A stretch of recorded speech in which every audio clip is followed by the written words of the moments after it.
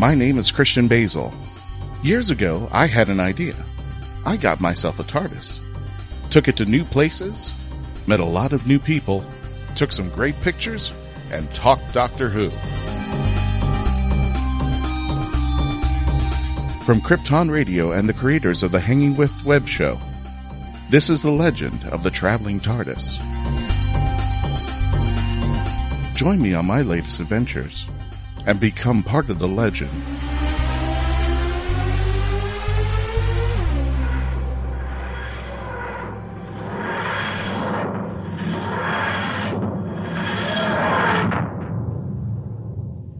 Ladies and gentlemen, welcome to the Legend of the Traveling TARDIS radio show. My name is Christian Basel, the host, owner of the Little Traveling TARDIS, who I still don't have yet, Melanie. Give me back my son! He has to socially distance. Yeah, no, I meant not in another city. No, the 6 feet's a minimum. The 6 feet's a minimum. 6 feet's a minimum. He's like 6 hours or 60 minutes away at this moment there. Let me bring everybody into this as the reason why. For those of you who are fans of the Little Boy Blue box, you usually see me around with conventions around and you see me taking pictures around the world. Well, right now, Little Boy Blue is not only not going anywhere, but he's not even in my possession. I want to thank Melanie Dean. He was her companion, while in the UK taking pictures, which is really awesome. Some of those pictures will be going up shortly if they haven't gone up already. However, because of the pandemic, Melanie has not given my Boy Blue box back. It's been a month. I've been TARDIS-less for an entire month now. You don't understand. It's kind of like Mel Gibson going, "Give me back my son," and I don't have him with me. And I'm just, if it was anybody else holding the TARDIS, I would be worried. I'd be saying like, "Can you have him call me every Saturday? Can you call me at 10? Just put him on the phone to make sure he's okay." So there he is. Yeah, if you're on the YouTube channel, you get to see him. Melanie's holding him up right now. He's right. As long as you don't start doing the threatening Liam Neeson style calls. If you don't give me back my TARDIS, I have skills. Anyway, no, I don't. Anyway, there, folks, let me introduce the team over here. We have the lovely Miss Melanie Dean, director of the show. How you doing, Melanie? Doing quite well. Hope everybody is doing well, staying well, and staying safe out there, whoever's listening, and that you're social distancing, washing your hands, and actively making masks like I am. Not exactly in that order. Speaking of not in that order, we have the lovely author, Mackenzie Flohr of The Right of Wands. How you doing, Mackenzie? Hey, doing well. I feel weird. I've gotten to... Has anybody gone stir crazy yet? Seriously. Yeah. I mean, it has happened. So it's been bad. In fact, I even just wrote my publisher recently. I said, "Hey, can we work on the Jodie expansion book now?" I'm like, I really need something to do to just tie my head away from this all. They're like, "Oh yeah, start writing it, give it to us." We gotta make some money somehow during this whole thing. Yeah. You haven't seen her in a while if you've been following us here on the Legend of the Traveling TARDIS radio show, but the owner of the Pandorica restaurant up in New York, we have the lovely Miss Shirley Hott. How you doing, Miss Hott? How you doing there? Doing great, thank you. And fortunately not being cabin crazy because I'm still working. So I get to get out of the...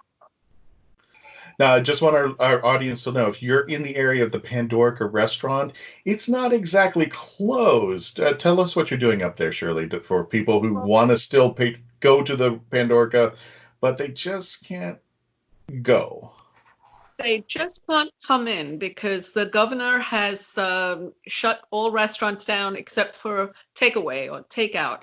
So we're doing takeout from Thursday through Sunday, and you can call us direct and do curbside pickup or go through Grubhub and get it delivered. So fortunately, it's working out. So every little bit helps. So we really appreciate it. Awesome. So please, if you want some good food and you are in the New York area, what area of town are you again? We're up in Beacon. So Beacon. I would imagine That's right. that people are local because all the restrictions on isolation and things, and not coming out of the house. I doubt if they want you to take the train up or drive up And unfortunately, at this time, No. but hopefully in a couple months we'll be open, and we'll be Yeah. looking forward to all the new visitors that we hope to get. Yeah, great. Well, like I said, if you want some good food, and please check out the Pandorica restaurant. Please give Shirley a call because she's cooking all the food herself. Are you nuts? Yeah, you're doing all the work here. In the world. Social distancing. You've distanced yourself inside the Pandorica restaurant, bigger on the inside. Now you're making all the food for everybody. I get to see there. But yeah, please, if you're in the Beacon area, please check out her restaurant. When all this goes away, you definitely want to visit and go inside the restaurant because it's lovely. But please keep Shirley going there. Please go ahead, go Grubhub or wherever, and just let her know, you want your fish fingers and custard, and you want Shirley to do it from her restaurant there. Speaking of restaurants, because I'm the lousiest segue in the world, hi, Mr. Brian Burress. How you doing? Dr. Freedom himself. Wait, this is Wait, this is supposed to be an emergency? This is like every weekend for me. It's like, you are an introvert, though. This is like a paradise. Yeah, I'm a homebody, so it's like, I've just made it into a staycation. It's like, I've just been doing something I haven't done in a billion years. I've just been focusing on my PC gaming, which I haven't done in a long, long, long time. Mm-hmm. So I've literally just been mentally in another world, the digital world. Okay. Digital world there. Well, I think you need an escape. I mean, I literally walk outside the house because I don't want to see what my house looks like anymore. I am done with it. If I see a blade of grass, I'm a happy camper. If I go and I do stuff, the greatest thing about this is that when I go driving, the gas prices are back in the 1990s, but I got nowhere to go with those gas prices. $5 can actually take you somewhere. Like, I need 5 on pump 1. Oh, okay, you're actually going to go somewhere. Yeah, I saw a station today at $1.25 a gallon. I'm like, my God, how many decades ago was that? I'm like, no, it's crazy. But there's no place to go. I was just like, I just want to fill up my gas tank because I just wanted to go to a gas station, which is the last thing I usually want to do on a weekend or any day of the week. But I just want to go to a gas station because I want to fill up my tank. How much do you need? Oh, just a gallon. It's just like you can get 3 days out of a gallon now. It's so wonderful at this moment. Speaking of wonderful, folks, if you're watching the YouTube channel, you have seen our very special guest singing up there in the corner. We have a wonderful guest, but I want him to talk about himself a little bit over there, and we're going to be discussing and talking about Mr. Ross Mullan in the UK. How are you doing, Ross? Thank you for joining us. This is wonderful. Thank you for having me. It's a real pleasure to be here. How are you taking in the UK? I know. I'm sorry to get you at the bedside. Like, I'm in my pajamas, and that's like, a telling, but it's really not because I've been in my pajamas all day, like most people, for the last 3 weeks. So, as Ross was setting up, he had to do some adjustment to the lighting, and he goes, "Did I just show my shorts?" And I said, "Yes, I know." Yep. And I just said, yes, I now know what religion you are. Thank you very much. Ross, I got to ask you, what's it like in the UK right now with everything that's going on? I know Melanie was out there for a short time, but living in the UK, how is it? It's a little scary at the moment. Our prime minister is in intensive care. Yeah. The Queen has spoken to us outside of Christmas because she usually only speaks to us at Christmas. I live in a hot spot of the pandemic, so it's increasing, and I've got to hold myself back from looking at the daily rise in cases that have come up in my area. Mm-hmm. But to flip that, we're having beautiful weather, which is incredibly great in one way because I live on the top floor of a Victorian home, so I have Velux windows, like roof windows. So I open them all up, and it's really great. I get a lot of sunlight in. But the flip side is it's really difficult to stay inside, obviously. Yeah, exactly. We're allowed out for a good half hour or to an hour of exercise every day. And essential shopping, which I do maybe once a week. Mm-hmm. So am I a little cabin fevered? Perhaps, but we're doing this for a better cause, aren't we? To Yes. help the more vulnerable people who are more susceptible to this, and to lessen the burden on our National Health Service here in the UK. So it's a good cause, and I feel like I'm doing my bit by being in my pajama bottoms and playing solitaire all day. Nice. I didn't realize that, because I can just leave the house if I want to, but you guys have a curfew. Well, I guess a 30-minute limitation there. Yeah, it's not a curfew, but we've been told really to stay at home, and only take minimal exercise once a day, and to shop essentially maybe, once a week, and try to do all your shopping online. And I've been really sticking to that. I really believe in it, and I'm washing my hands like crazy. Even if I've only been with myself, I'm washing my hands and trying not to touch my face. Challenging. Yeah, I just realized it's just like I do it all the time, and I was like, I'm one of those, because I'm a contact wearer too. So if I get allergies, I look like Niagara Falls. I look like I'm crying, and I wipe my eyes. I'm like, I'm not supposed to be doing that. I'm gonna have a face touching party. I'm going to touch your face. You're going to touch my face. That works for me. I'm going to touch everybody's face. Hey, as long as you're wearing those shorts, we will start that we will start that very shortly there. But Go ahead.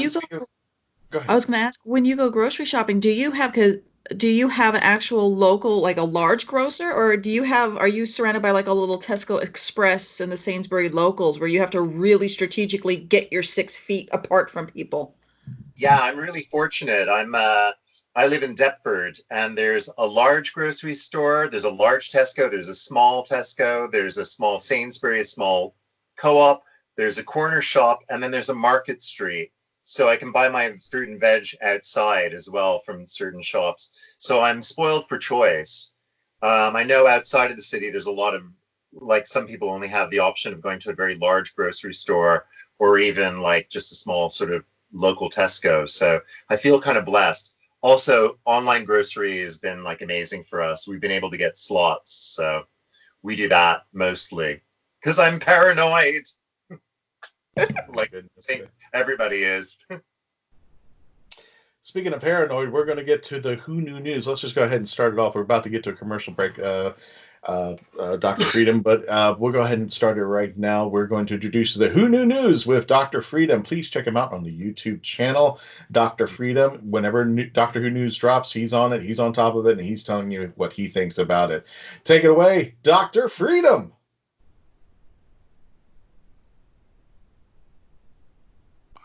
Good evening. This is Dr. Freedom with the Who Knew News.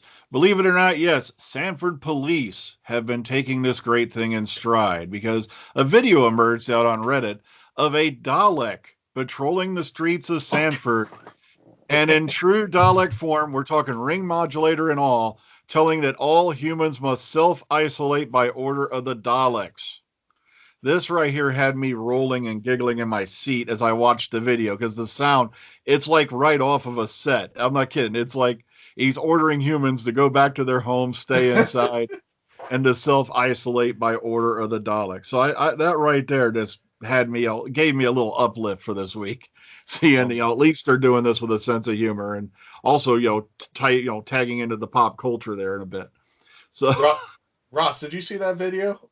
It's just a barren. It's a barren. It looked like a cul-de-sac, if I'm not mistaken. There, it was just like a barren street, and it was a everybody's roundabout. already. Yeah, it was a roundabout. It was coming out a roundabout. Right. There's a video out there. I'll try to send it to you if I can find it. But it's essentially an empty street, but somebody had put a Dalek in there and goes, "Humans, stay at home. Stay at home." Just like, you couldn't have done this any other time ever. And it's just already abandoned. So might as well throw it. I'm just waiting for the Cybermen, the Jadoon, and Ross. I think you should go outside, suit up, whatever you want. I should go out with a nice kind of like squashed watermelon on my head, like kind of do my best silence. Not that anybody'd remember it. Well, everybody would forget once they turn their head away from you. There. Yeah. Speaking Speaking of forgetting, we are on a hard commercial break. When we return, we're going to continue the Who Knew News with Dr. Freedom himself and continue our interview with our friend Ross Mullan. When we return, please continue to stay locked on, tune in, and continue to become part of the It's legend. Germany, 1938. Charlotte is a 15-year-old girl living in the Jewish quarter. George lives in the city proper and enamored by Charlotte's charm and grace when she wanders into his cobbler shop. George decides right then and there that he is going to marry her. Follow along as this unlikely couple struggles to stay one step ahead of the Gestapo and their dramatic escape from Nazi Germany. Good Things Always Happen in Springtime, from author Joanne Fisher, on Amazon.com today.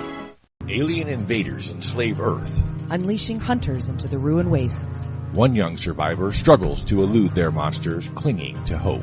When he's stolen off the planet by a sarcastic Starship AI, they pit their uneasy alliance against a treacherous galaxy. Explore a whole new verse of barbarism and betrayal. Wonder and Adventure In the Scion series, by Michael J. Allen. beginning with Book 1, Scion Conquered Earth.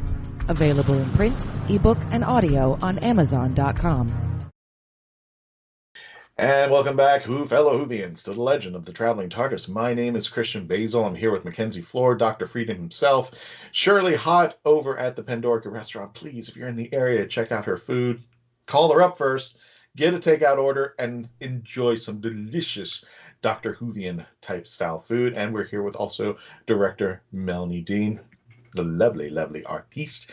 And we have our special guest today, Ross Mullins, who's going to be talking to you just very shortly. We're going to introduce who he is and what he does for Doctor Who, and where you've probably seen him in other shows as well. But we're going to continue on with the Who Knew News with Dr. Freedom himself. Again, please check him out on the YouTube channel. Sign up, subscribe, because when the Who News drops, he talks about it in Dr. Freedom style. There, shush, Mackenzie. Okay, in isolation.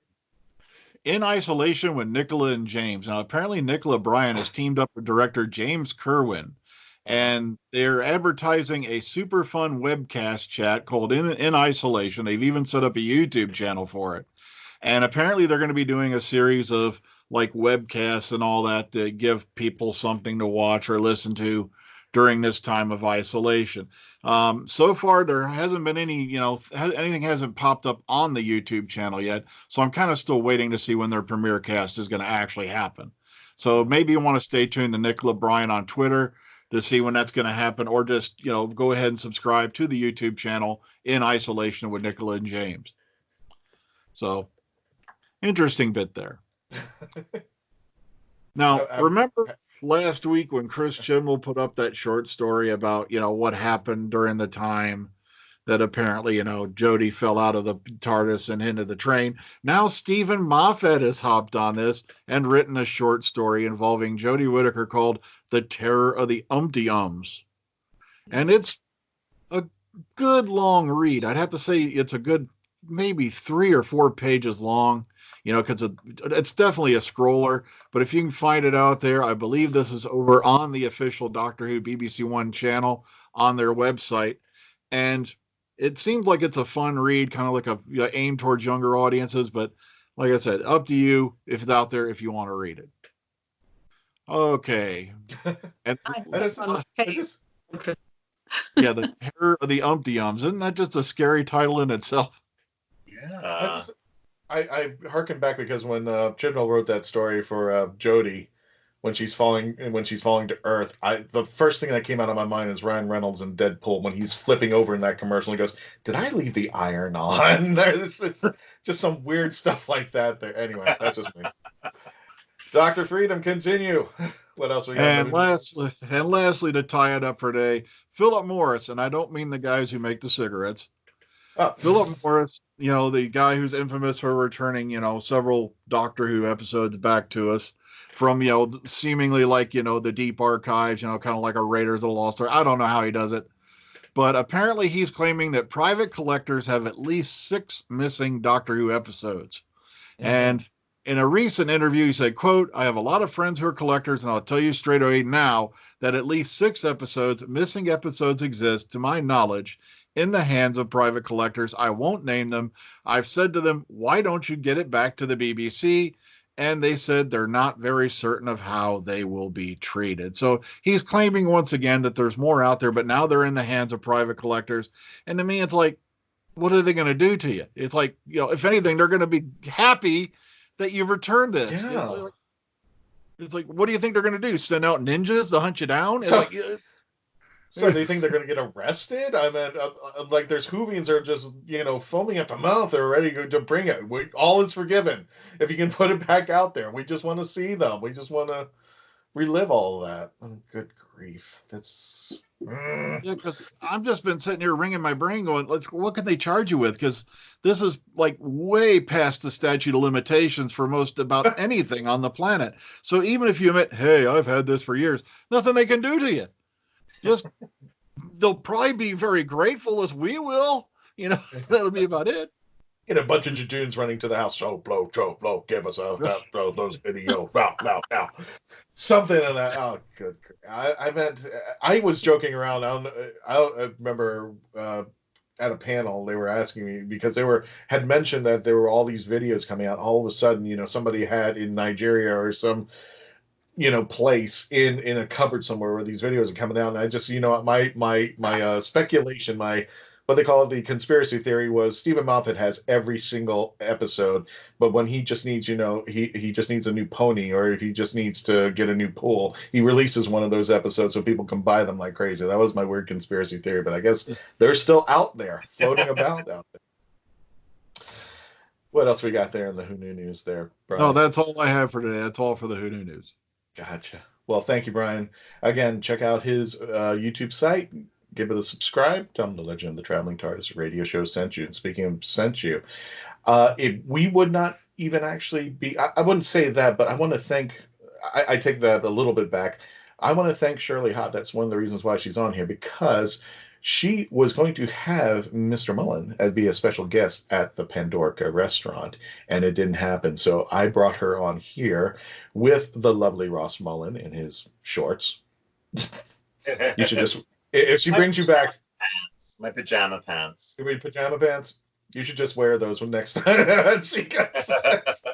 Just tell her I said it. Is that okay, Shirley? He's going to wear his pajama pants at the signing when he comes back. That would be anything he as long as he comes back. I absolutely will, Shirley. I'm looking forward to it. Now, I also just want to start out, just in case for some of our friends out there who may not be familiar with your work, and just tell us a little bit about yourself and what you do and where people can actually find what you've done so they can go, oh, I didn't know you were that. Wow. Well, for you Whovians, I'm probably best known for playing the Silence in Time of the Doctor, which was Matt Smith's last episode. And I played the Teller in, I love it. Yes. I was making marks on my hands and I played Teller with Capaldi. And I also played a Wraith in Jenna Coleman's very last episode. The name of the episode evades me. But also, I don't know if you know this, but I also played the Ice Warrior in the BBC Doctor Who proms at the Royal Albert Hall, which was my first little foray into Doctor Who territory. So that's my Doctor Who history. But I'm also, well known for playing the White Walker of Game of Thrones, seasons 2, 3, and 4, and several other B horror classics.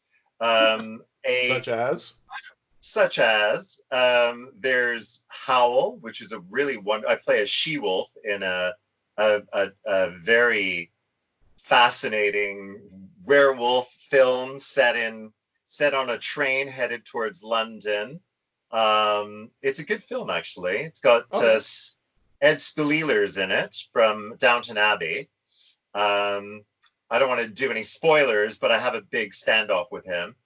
And what other things? I've done Clash of the Titans, the remake, which some people think is amazing and others do not. I've also been in Sharknado 5, Global Swarming. Hey, Wait a minute. What were you in Sharknado 5? I Wait, played what did you say, Melanie? I said that's awesome. I'm Yeah, sorry. like- That's just really cool. I was like, I was in Sharknado 5. Okay, that's cool. Sharknado 5. How I got the job is even more fascinating. Yeah, I played Dr. Woebegone, who is actually Abby Lee Miller from Dance Mom's scientific researcher doctor. So we are both doctors in Sharknadoes. Neither of us live to the end of the movie, as you may have guessed. If you've ever seen a Sharknado movie, Yeah, most nobody lives. of us Z-list celebrities don't make it very far. But I also puppeteered and voiced a little bear on the BBC here called Nev in a show called Bear Behaving Badly for 4 years, for 4 seasons. I also play a character called the Number Taker in Numberjacks, which is a preschool kids show. He's very creepy. He's a bit like the child catcher, and he's sort of, I don't know, people often say he looks Whovian influenced because he has like a Hoover for a hand and a clamp for another hand. Very creepy. Typical British children's television, creeping children out right so they can't sleep anymore. Yeah, Red Dwarf did a great job. I mean, I'm sorry, Doctor Who did a great job there. That's my career that you can follow, and you can follow me on IMDb, or I've got a website, rossmullan.com, if you want to ask me any questions. Well, here's the thing. I'm just going to ask this because from what I heard from Melanie's little scream over there, it's just like I could care less about anything else. Where's the Sharknado?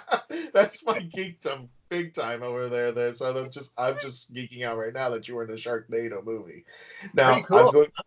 I'm absolutely there. I'm just like I know about the films and such like that. I'm just like it's one. Everybody's going, it's stupid, it's silly. And I said, that's the whole point of these things. It's supposed to be fun and stupid. That's why they have all these celebrities on there. So being a part of that, now I got to watch this again. I got to watch Sharknado 4 there. Well, Charo? You know Charo? Mm-hmm. Yes. Yeah. Oh, yeah. Yeah. She plays the Queen of England. Oh my God. Yeah. I gotta watch. Just let that. I've been paying attention. That's the bar. The standard of the bar has gone very high or low. I don't know. I think it goes either way there. I mean, I think it's on both sides of the bar. Shirley, you were kind enough to invite Mr. Mullan into our lovely show out here. So I want to give you some dibs. Just not only that, but were there some questions that you had posed for Ross when he was at the Pandorica? Were there things you wanted to ask him about his career? First of all, I love Number Taker. I think the melody is so catchy. Once you get it in your head, you just can't stop. Just can't stop. It just keeps going and going. I don't know if that's good or bad, but it's fun. I think it's a fun character. Really, really scary for kids, though. I can't imagine, being a kid. As far as questions, did you enjoy the Number Taker? I know it has nothing to do with Doctor Who, but it was one of the things I enjoyed. It's like everything when you're doing it, you have no idea what it's going to be like when it's done. And because with the Numberjacks, all the characters are animated except for me. So it was, it was a really unusual shoot. The director would say to me, here's the script, but don't bother reading it. It'll make no sense. Weirdly, we shot it all very close to where I live, right here in Deptford. So I would actually walk to set, which is very unusual. I knew it was creepy. I knew it was odd. I was never allowed to be in any shots with children in the same frame because they just thought that was too creepy. So they could never have a child in the same frame. But I want to tell you, about, a week ago, I suppose, a guy got in touch with me and asked me if I would send his daughter a signed autograph for the Number Taker. And I said, I don't know if I can get to a post office to do it. So he said, would you record something for me? So I recorded the Number Taker singing the Number Taker song. Number taker, have you seen the number taker? Taking all the numbers you can see. Picking, nicking, getting, netting, mean a number taker as can be. With his number sucker upper, he's a number mucker upper. He's a mean a number taker as can be. There are That's you. there are comments on that video that you can find on YouTube about one of the phrases being not mucker upper. Oh but yeah, I know. We've heard it. Because it's a little garbled, not intentionally, but it comes up as something else, and people are insisting that it's a gold dress. No, it's a blue dress. Oh, no, it's a gold. Dodgy. And I think Mumsnet picked up on it. Yeah. So, but it makes it more fun, you know. Yeah, it does. It makes it a little cheeky. Little cheeky, definitely. And which character did you prefer to play on Doctor Who? Was it, well, you've done the Wraith, you've done the Silent, and you've done the Teller. Was there a favorite? Yeah, I loved the Teller probably the most. I loved it because I was replacing somebody when I played the Silence who had done it in previous episodes. So the Teller was like my character, and I loved working with Keely Hawes, who played my boss. She was hilarious. Yeah, I just really, and also like I don't watch Doctor Who regularly, and some of the episodes are a little confusing. So the time heist made sense. It was like, you know, a bank heist. It kind of made sense to me. But I loved it. I loved how my character sort of transformed from being initially evil to actually quite, you know, oppressed. That was his sort of story. So. Gotcha. Okay. Well, Ross, we're up on a hard break. When we return, we're going to be continuing our interview with Ross Mullan, the other monster man in Doctor Who, and also the White Walker from Game of Thrones. When we continue, please continue to stay logged on, tune in, and can become part of the legend. # stay safe. Now on Amazon.com, iCoin from author Jeremy Mosby. It's an alternate reality, and the leader of the planet iCoin is none other than Benjamin Franklin. When corrupt officials threaten not only iCoin but the Earth as well, an unlikely chosen one, Jeremy, must face dark foes to save the Earth and iCoin alike. Author Jeremy Mosby takes readers on a superhero's adventure through this compelling and imaginative alternate universe. Get iCoin on Amazon.com today. Jackie Sonnenberg's My Soul to Keep is a ghost story rooted in the realities of actual cults. When 13-year-old Sky Monroe arrives at her new boarding school, all she can think about is death and connecting with the afterlife. Soon she discovers her school's spirituality group, the Guardians of Light, and they have a secret. They can speak with the dead, and the organization is a cult. But this isn't Sky's only problem. The campus house where Sky resides is haunted, and even the ghosts have an agenda. They intend on getting the souls they want. Filled with mystery and intrigue plucked straight from the headlines, author Jackie Sonnenberg's research and attention to detail give this ghost story an even more eerie atmosphere.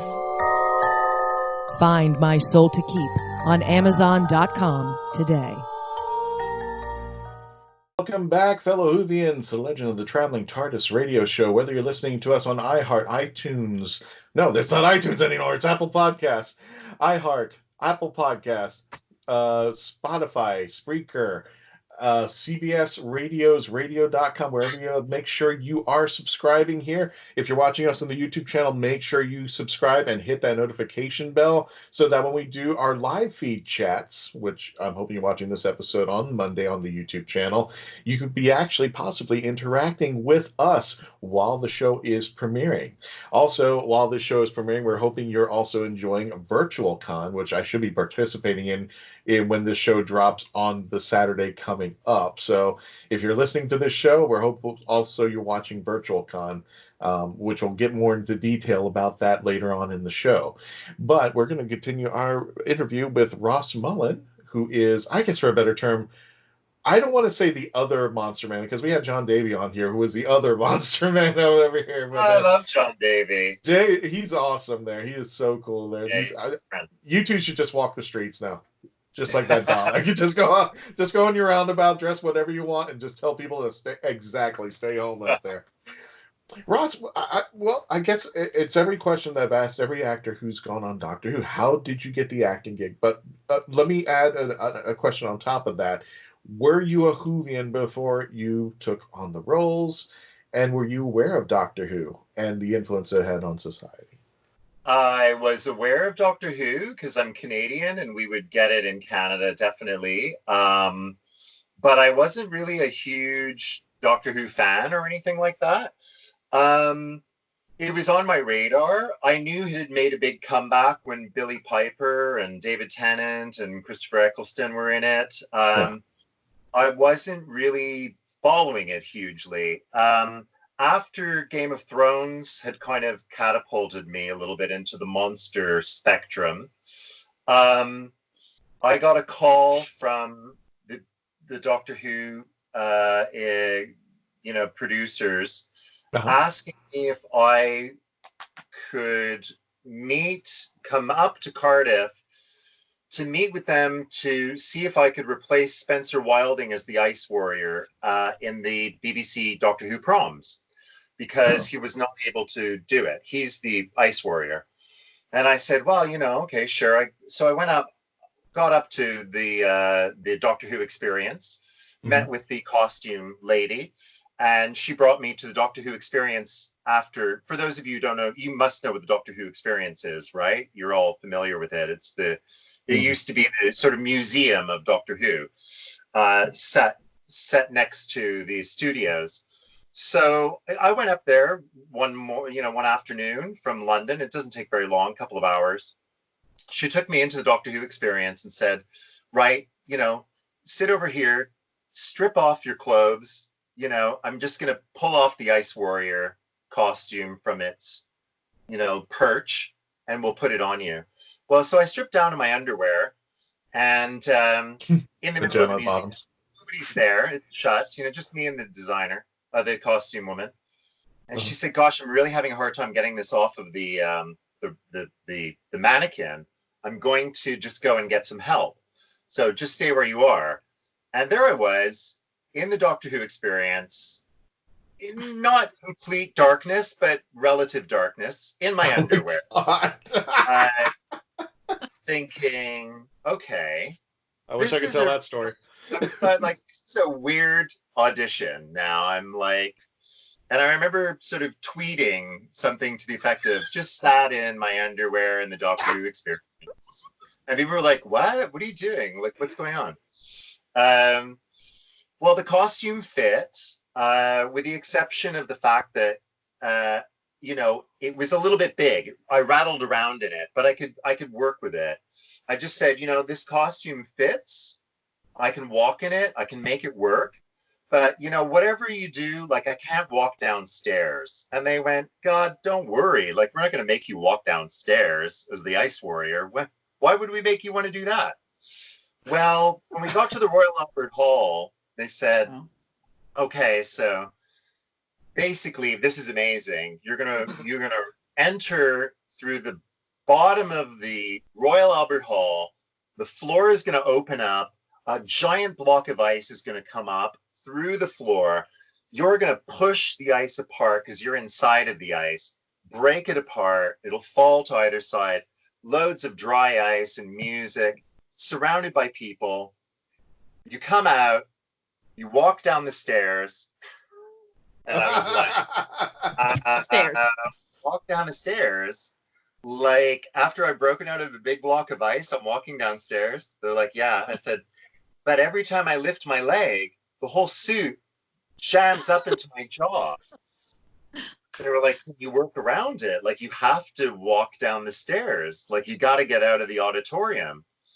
So I kind of leant against the banister because there was a little banister there. And I thought, I can't hold the banister and walk down it. The Ice Warrior can't go, and then hold that,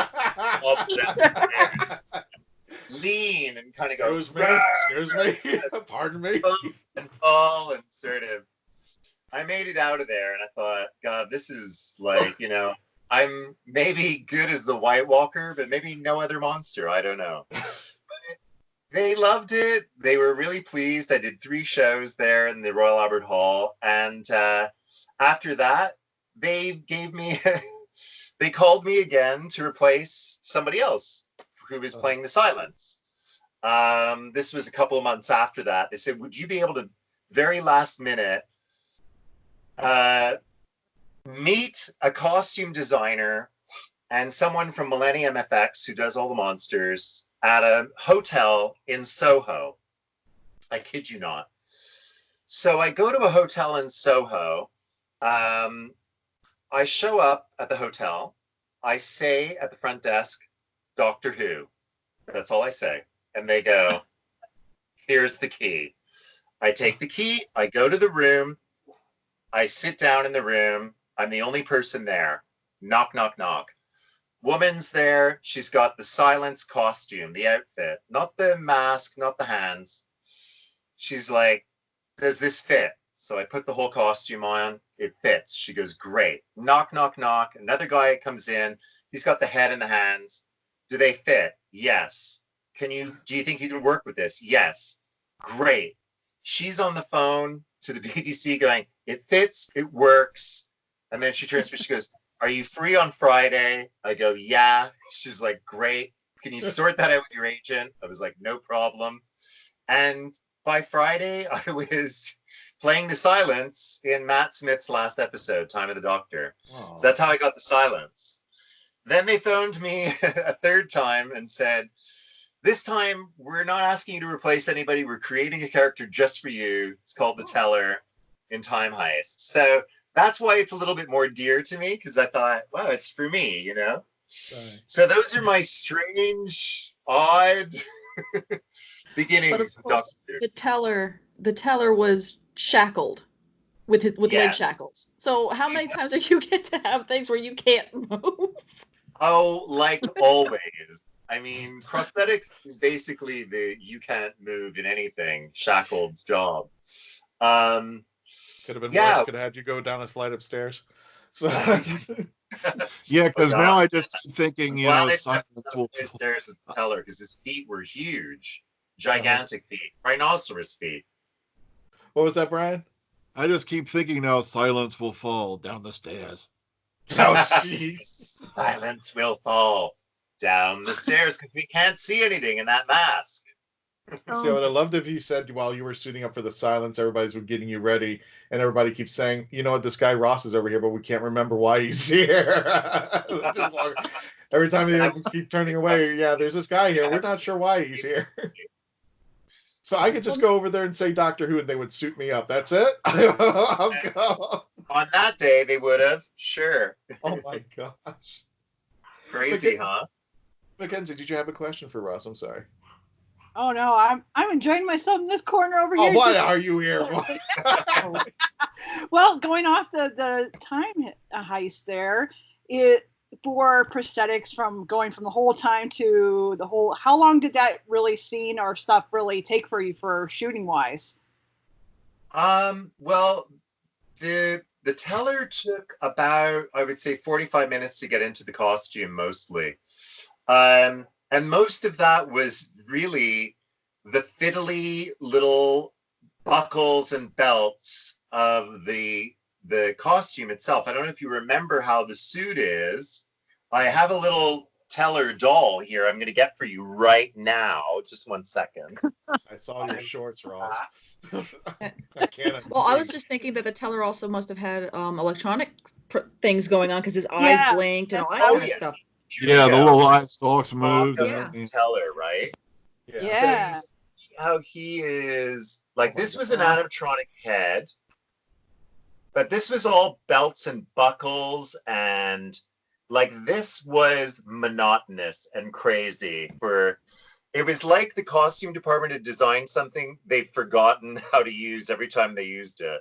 So it was like there's belts and buckles in the back. It was literally like 6 people going like, I swear that belt went here the last time, but it's like It was one of those things like, how does this contraption work? And it was, a straitjacket for me. It was like, he's like, but the head was a big animatronic head, created by a guy called Adi Parrish, who's brilliant, works on Star Wars and works a lot with Millennium FX and a lot of Doctor Who stuff. He created it. He's a puppeteer. So he would puppeteer the animatronic head, and I would just wear it. I would have an earpiece in, listen to the actors' dialogue, and also the directors would inform me of where to walk, how, when to hold my head, where to hold my body. It was hot, like very hot. The first 2 days of set were unbearable. It was overheating a lot. Keeley Hawes was great. We were hiding behind a wall, which was supposed to be sort of the elevator that we arrive in, the lift we arrive in. And it was very cramped. And my little horns there were sort of stuck into her very tight bosomy costume. Because I was sort of sat down and she was standing up and she was like, "Don't worry." I was like, "Oh, I'm so sorry," because they were kind of like clamping on her. And she said, "God, like, I'm hot. I can't even imagine how you're feeling." I was like, "I'm utterly boiling to death." So the first 2 days was really, really difficult. But then after that, the rest of the shoot was done in basically a big, big, big warehouse, which was freezing cold. So I was in heaven while the rest of the cast were, bundled up and complaining. But I was like, this is perfect for me. Well, if you're not watching the YouTube channel, you completely miss Ross touching himself the whole time when he over there. So you can catch that on the YouTube. I'm just saying there. When we return, we're going to be wrapping up. We're going to be talking. We're going to be wrapping up our interview with Mr. Ross Mullins, and we're going to be talking about convention news. Yes, we have convention news even during this crisis. And when we return, please continue to stay logged on, tune in, stay safe, hashtag, and continue to become part of the legend. Deborah Parmley's Jenna's Christmas Wish. Santa, if there's one thing I want for Christmas more than anything, it's someone to spend Christmas with. Someone who really wants me to be there. Head to the mountains of East Tennessee with romance author Jenna Hart for a Christmas writer's workshop. Since her mother passed after a long illness, Jenna has had one wish. She doesn't want to spend Christmas alone. Meeting Niccolo Maldini, cover model and actor, could make more than Jenna's Christmas wish come true. Unless Ember, Niccolo's ex-girlfriend, does something crazy to stop them from being together. It's a mountain Christmas romance you won't want to miss in Deborah Parmley's Jenna's Christmas Wish. Now on Amazon.com.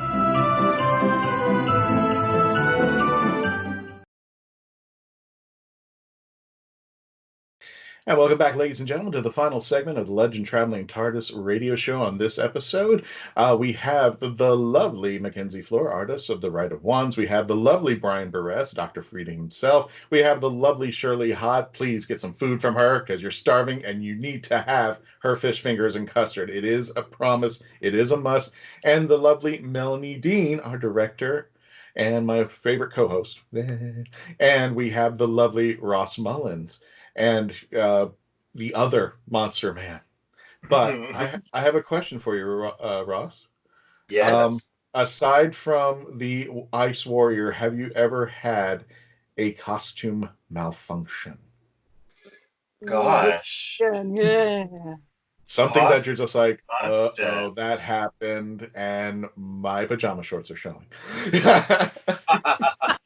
Well, maybe not that detailed, but I meant just something that's like that shouldn't have happened. Well, okay. Costume malfunction? Yeah, definitely. If you want to call it a malfunction, maybe it was like I don't know.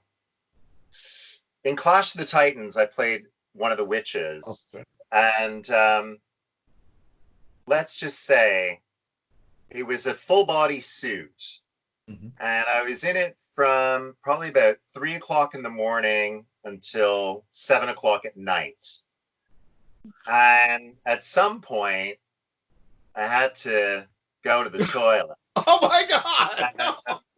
And I don't think they'd really worked it into the costume. TMI. So, I was not alone in the toilet. This is when you get to really know people and trust people. This is where, your makeup team are real team players, man. Smells like a witch now. I don't know if that's a malfunction. That's just a general malfunction. It's Mother Nature just calling. But I think costumers are used to that too. Costumers are Yeah. used to help people get in and out, and okay, I have to go to the bathroom. Say, all right, let me help you. I couldn't. Do you get a credit for that at the end of the movie? It's like the aimer, Oh my God! Sorry. It was a difficult situation. After that, I realized timing is everything. Timing is everything. So when you're out of costume, make sure you do a lot of stuff you don't get to do when you're in it. Don't eat or Kind drink of a anything for segue. the day. Kind of a Yeah. segue to that of needing help. When you were the White Walker, the first time we see you on the horse, how the Yeah. hell did you get on that horse in full body makeup prosthetics? Oh, well, How? it's not too hard because the White Walker's makeup, although it takes 5 hours to get into the makeup, it's a full body makeup and there is practically no CGI with the exception of the eyes. It's a very easy suit for me to walk around in, and it was built so that I could ride a horse. I'm riding the horse bareback, of course. So there's no other way to get on a horse bareback other than to be kind of given that, what do you call that? A boost, You put your foot in somebody's and they just catapult you up onto the horse, really. Unless you're good at running and jumping. But I couldn't do that in the suit, otherwise it would rip it. You rip it all at the crotch. So really, they just kind of lifted me up onto it, hoisted me up onto it, really. But that first scene that you see me in Game of Thrones, that's all shot at Shepperton Studios on a green screen. I'm not outside. It's not cold. It's actually boiling hot. And the horse and I were very hot. And because the horse was sweating profusely and I'm wearing rubber, it was slippery. Oh, so God. the minute, they gave me that, the little spear to hold, I was like top heavy, kind of swivel on the horse. Oh no! As it was a bit of a greasy balancing act on the back of a very sweaty horse. Yeah, And strange. you were wearing the Scalera contacts, right? The full blues. So what was your sight But like? blue, they were black, and then they would superimpose the blue on top of that. But they covered my whole eye. They had to be put in by an optometrist. Yeah. Crazy. That's crazy, monster. I'm speechless. Go ahead. Not to mention, you had to be sweating to death yourself, being covered, in that entire gear. Yeah. It's like, it must not have been fun at all. Well, that season, it was very, very hot. And then the following season, season 3, where Sam kills me, he stabs me with the dragon glass. That was all shot outside at night. Now, the thing with those suits is when it's hot, you're hot. But when it's cold, the suit gets cold. And when the suit gets cold, you get cold. Now, it's easy, if the suit gets hot, it's easy to cool me down because I can hold like icy glasses, or I can hold some like a frozen bottle of water. They'll give you a frozen bottle of water. They'll put them in your armpits and it'll cool you down. But when you're cold, it's almost impossible to get warm.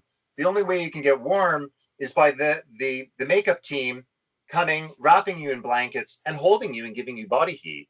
So in between takes of this horrible monster who's come to steal a baby, they would all be huddled around me, cuddling me in the forest behind the tree, just warming me up, like trying to get me warm.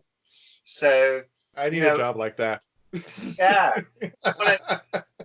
The White Walker's cuddler.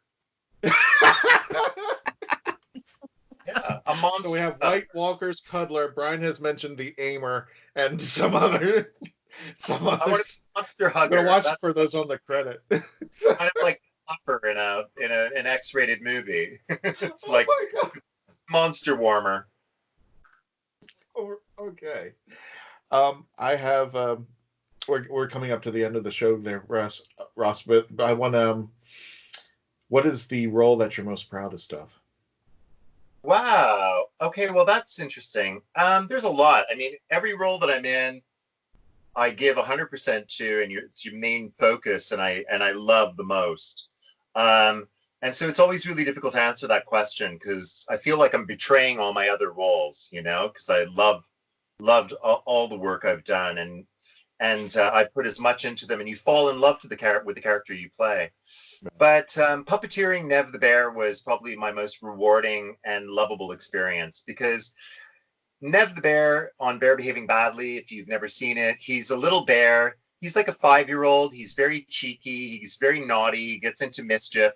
It's a role, of course, I would never get to play in my life. I'm always playing baddies. I look sinister, 6'4", so to play like a cheeky little naive bear who's always getting into mischief is something. And because he was so beloved by children, and I still receive tons of mail from children, and he did a lot of wonderful work for, kids in hospital and stuff and brought a lot of joy to them. I think I'd have to give it to Nev the Bear. He brought a lot of, kids believed he was real too, Oh. So that's also really wonderful. So I give it to Nev the Bear, and he really broke my career in television. So yeah, I would say Nev the Bear and Bear Behaving Badly. Yeah. Oh. All right, well, ladies and gentlemen, we are coming to the end of the show. Just want to go over, yes, we do have convention news even during this crisis. If you haven't heard the last show, if you are listening to this show as it premieres, just put this show on pause and then go over to Geek Out Virtual Con. All this information is on the event website, on the event site, and also at the legendofthetravelingtardis.com on our events page. But that's going on next weekend. You definitely want to be, because it's going to be all out, and it's going to be huge, according to Melanie and the Hanging With Web show team. Melanie and I are going to be with the rest, with some of the other participants on the Legend of the Traveling TARDIS show, CyberCon 2020. Please check out the Hanging With Web show Facebook page. And Melanie, am I correct? They just go to the page and everything's going to be linked up, and we're going to have a watch party on the Traveling TARDIS Basically, Facebook page, right? CyberCon basically has partnered with which is going to be featured from the Hanging With Web show. They have partnered with places like Famous Faces and Funnies, Josh Bauer Art, a little convention called Dragon Con, another little convention called MegaCon, and a lot of other people are kind of jumping in and helping out. It is basically from Friday night completely and utterly down into Sunday. Every hour has a different panel. You can now get to a convention without leaving your home. So at any time, go onto their page. You can see you could pop into different panels, and the panels will be live on the Hanging With page. Also, we're going to have, if you're going to, like, let's say that you're going to, I don't know, Hall H, that's where you're basically going to have all your panels. But sometimes you want to pop over to Ballroom 20. You can go ahead and go over to Ballroom 20, and that's where you're going basically to another person's web page where they're going to be Facebook Live. So you're going to we have figured out a new way of doing a CyberCon and basically giving you tons and tons of panel rooms. So check it out. See all the different panels. I'm going to have a live painting from 11 at night till about till midnight, doing a Good Omens painting. And then on Saturday or Sunday is going to be a lot of kid-oriented kind of stuff. So I'm going to be doing a lot of drawing your own how-to characters, that kind of thing. Lots of kid stuff. There are lots of panels. Make sure you check it out. So CyberCon 2020, you can check it out on the Facebook page. It's going to be huge. It's going to be a convention online, a big old convention. If you've been to your favorite convention, think MegaCon, think DragonCon. If you want to go there and you want to do it online, check that out. Speaking of MegaCon, it's been moved to June 4th to June 7th. The Legend of the Traveling TARDIS team will be there hosting panels, doing Doctor Who panels, as well as booth. So come and check us out over here. Also, Kaiser SuperCon also was moved on the following following weekend on June 12th and 13th, Cookie Dough Cosplay will be there hosting panels as well. And hopefully some of the Legend of the Traveling TARDIS radio show team will be out there as well. Also, who else has moved? The Florida SuperCon have moved July 4th weekend. I wish you guys would move there. I hate that. Miami on July 4th weekend. Nuttier than a fruitcake, but we're coming back. We're going to be there, and we're going to be part of the media room now. And we're going to be hosting Doctor Who panels out there. We're really excited. Also returning the following weekend, if that's not going to drive you nuts, Tampa Bay Comic-Con. We're going to be there the following weekend hosting panels as well, just right from Miami to Tampa. And then so far, wrapping it up, but this is always subject to change, is Concasterburst 2020. That also has been moved to October 10th to the 11th over in Huntsville, Alabama. And as always, during this little thing that we've got going on, everything is subject to change without any notice. So let's just put that out there right now. And of course, that's just up until October. No telling when other shows are going to be coming out over there. And please check out everybody. And speaking of which, checking out, Ross, is there anything you want to tell where people can, you mentioned it before, but I just want to make sure everybody gets a chance. Where can people follow you? Your IMDb page. You also have a Facebook page, but where can they follow you professionally as well? Twitter, you can follow me on Instagram. I am Ross Mullan in all of these sort of areas. I'm going to be doing Virtual Con on April 18th. That's here in the UK, but I'm sure you can tune in from anywhere. Sweet. That's on my Twitter feed. If you need more information, I'll pin it there right now. Yeah, I'm going to pin it. So yeah, and then I'm working on a feature film called The Wretched. Once everything is passed and up and moving, I'll be doing a new feature film. I'll be starring as a vampire who hasn't fed for over 300 years in a really wonderful, incredible film based on German expressionistic style horror. Oh. But set in modern times. So it's very cool, very good script. I'm also producing a short film called Pocketful of Bread, which is a short film based on a Romanian piece written in the mid-'80s, very dystopian and crazy and a little bit funny. Yeah, you can always follow me on Facebook, Twitter, Instagram, catch me there, and I'm always busy doing a little bit of something. And when we say follow Ross, not figuratively, not literally, I don't want to explain to the authorities why you've been listening to the show and said, follow Ross out there on the social media out there. I want to thank author Mackenzie Flohr. I want to thank Shirley Hott. Of course, if you get a chance and you have a small little restaurant out there in your area, please help these small vendors out. They desperately need your help during this time. Everybody who's, those local little hole in the walls like the Pandorica restaurant, there are some good food. Want to keep them busy so when they get out of this crisis, they're going to be thriving and they're going to be serving that same good food, that same good stuff out there. Please check out the Pandorica restaurant in Beacon, North. Can't wait to come there, Shirley. I can't wait to come out. Yes, I'm looking forward to it, Ross. I really am. Yeah, it'll happen. Also, check out. Oh, definitely. I'm hoping we can all be out there to support everything that's going on and get you out there. Dr. Freedom, thank you so much. Brian Burress for the Who Knew News and my favorite co-host and director, Melanie Dean. That's all we got for today, folks. Please, again, stay safe out there. We want to see you at the conventions. We want to see you out there enjoying yourself, but just be careful. Stay safe, stay home, and hey, guess what? You can binge watch and binge listen to the Legend of the Traveling TARDIS radio show. Thank you, fellow Whovians. Thank you out there. Please continue and always to stay safe.